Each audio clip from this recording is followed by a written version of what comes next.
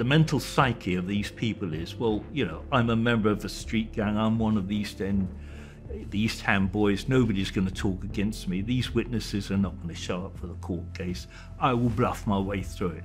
That's the hope, but it wasn't like that.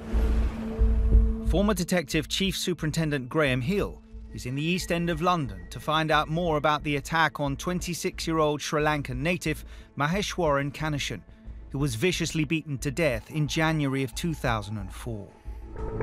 He paid money to an organised gang who brought him to the UK, promised him a better life, promised him that he'd get work, when in fact what he found himself was in debt bondage to the gang. He was working every day of the week for about £1 a day. Detectives retraced Maheshwaran's steps in the hours before the attack. Maheshwaran went to this restaurant called Priya Restaurant, which is on the High Street North in East Ham. They left the restaurant just before midnight to walk home. The three of them walked down Higham Road, and then one of the friends went down a side road, and Mahesh and his friend continued down Higham Road. They were both attacked by a number of men.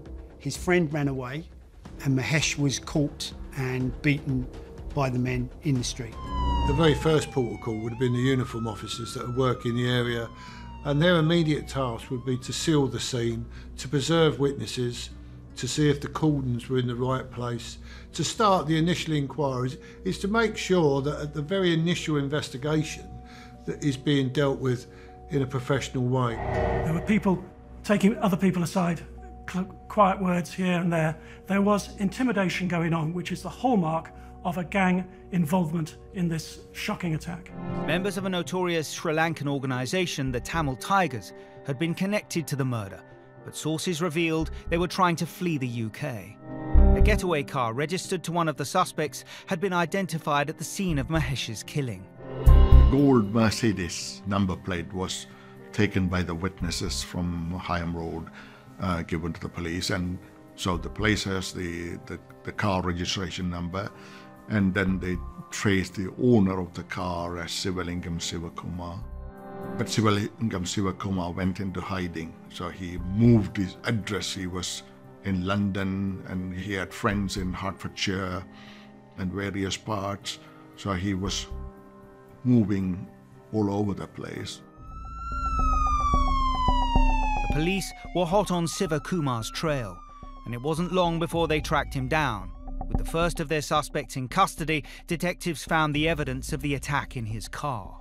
Some of the really damning forensic evidence was found in the gold Mercedes car. In that car, Mahesh's blood was found, and fragments of the cricket bat were also found.